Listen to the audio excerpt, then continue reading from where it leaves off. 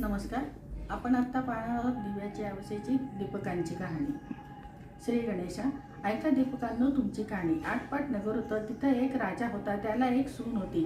तिने एके दिवशी घरातला पदार्थ स्वतः खाल्ला आणि उंदरांवर आळ घेतला. आपल्यावरचा प्रमाद टळला. इकडे उंदरांनी विचार केला, आपल्यावर हा उगाच आळ घेतला आहे, तेव्हा आपण हिचा सूड घ्यावा. सर्वांनी विचार केला. रात्री हिची चोळी पाहुण्यांच्या अंतरुणात नेऊन टाकली. दुसऱ्या दिवशी हिची फजिती झाली. सासूदिरांनी खूप निंदा केली. घरातून तिला हाकलून दिली. हिचा रोजचा नेम असे, रोज ते दिवे घासावे, ते वात करावे, ते स्वतः लावावे, खडीसाखरेने त्याच्या ज्योती साराव्या. दिव्याच्या आवसेच्या दिवशी त्यांना चांगला नैवेद्य दाखवावा. त्याचप्रमाणे ही घरातून निघाल्यावर ते सर्व काही बंद पडलं. पुढे आवसेच्या दिवशी राजा शिकाराहून येत होता आणि एका झाडाखाली मुक्कामास उतरला. तिथं त्याच्या दृष्टीस काही एक चमत्कार घडला. आपले सर्व गावातले दिवे अदृश्य रूप धारण करून झाडावर येऊन बसले आहेत. एकमेकांशी गप्पागोष्टी करीत आहेत. कोणाच्या घरी जेवावयास काय केलं होतं, पूजा कशी मिळाली वगैरे सगळी चौकशी चालली आहे. सर्वांनी आपापल्या घरी घडलेली हकीकत सांगितली. त्यांच्या मागून राजाचा घराचा दिवाही सांगू लागला. बाबांनो काय सांगू, यंदा माझ्यासारखा हातभागी कोणी नाही. मी दरवर्षी सर्व दिव्यात मुख्य असायचा.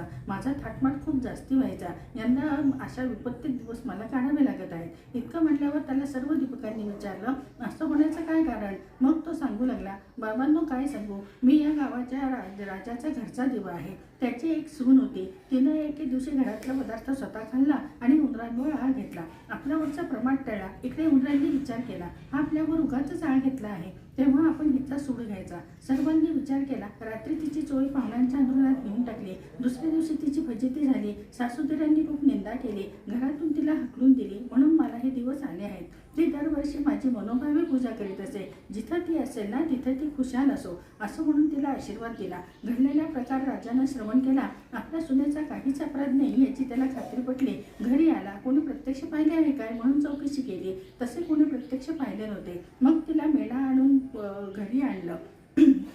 झाल्या गोष्टीची क्षमाही मागितली. सारा घरात तिला मुखत्यारी दिली. ती सुखानं रामराज्य करू लागली. तसा तिला दीपक पावला, तसा तुम्हा आम्हालाही पावो. तिच्यावरचा जसा आळ टळला तसा तुमचा आमचाही टळो. ही 60 उत्तराची कहाणी 5 उत्तरी सुफळ संपूर्ण.